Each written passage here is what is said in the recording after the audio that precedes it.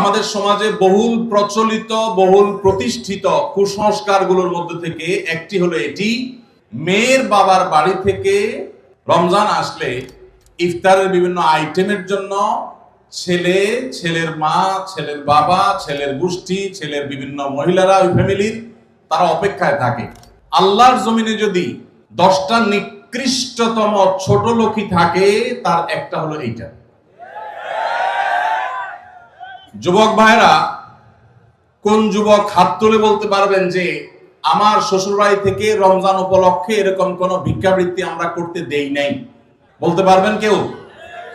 দেখি কার কার বউকে পাঠাবো আছে, হাত তোলেন। হয় নাই যাদের।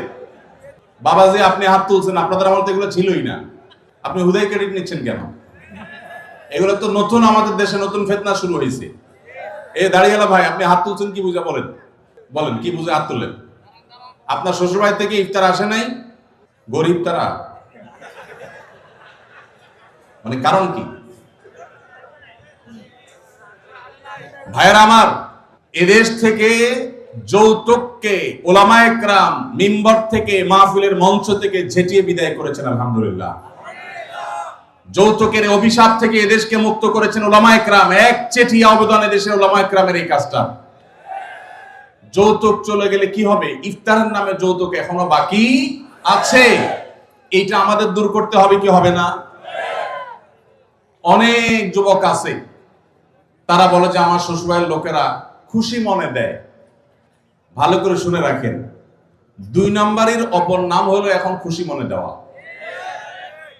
ঘুষখোর সেও বলে খুশি হয়ে দিস, যৌতুকখোর সেও বলে বেহিসাব খুশি হয়ে দিস। শুধু খুশি হয়ে না, জোর করেও দেয়। জোর করে দিবে না কি করবে? তার মেয়েটার শান্তি দরকার তার।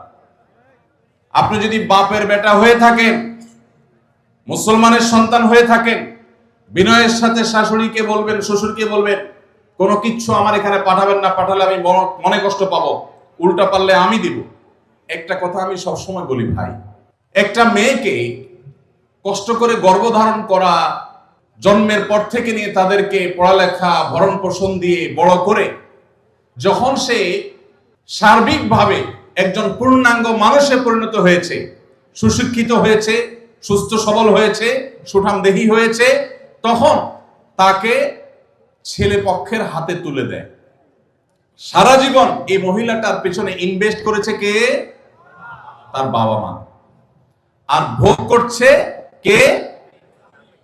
স্বামী এবং স্বামীর ফ্যামিলি। ঠিক না ভাই? ঠিক। পড়ালেখা করাইছে মেয়ের বাপ মা, ওই পড়ালেখা দিয়া, ওই শিক্ষা দিয়া স্বামীর ছেলে মেয়েকে সে পড়ালেখা করায়। ঠিক না ভাই? ঠিক। রান্না বান্নাটা শিখাইছে তার মা, ওই শিক্ষা দিয়ে রান্না বান্না করে খাওয়ায় কারে? স্বামীকে, শ্বশুর শাশুড়িকে। ঠিক না ভাই? ঠিক। তাহলে উচিত হলো ছেলে পক্ষের মেয়ে পক্ষকে এটা বলা, বেহিসাবকে বলবে, ছেলের বাবা মেয়ের বাবাকে বলবে বাবাজি বা ভাই, আপনার মেয়ে তাকে মানুষ করতে যত টাকা পয়সা লাগছে তার সব কিছু আমি দিতে চাই। এরপরও তো কোনো মানুষ কেনা যায় না, এটা কেনার জন্য দেওয়া না, অন্তত কৃতজ্ঞতা আদায়ের জন্য দেওয়া। এটা বলা দরকার ছিল।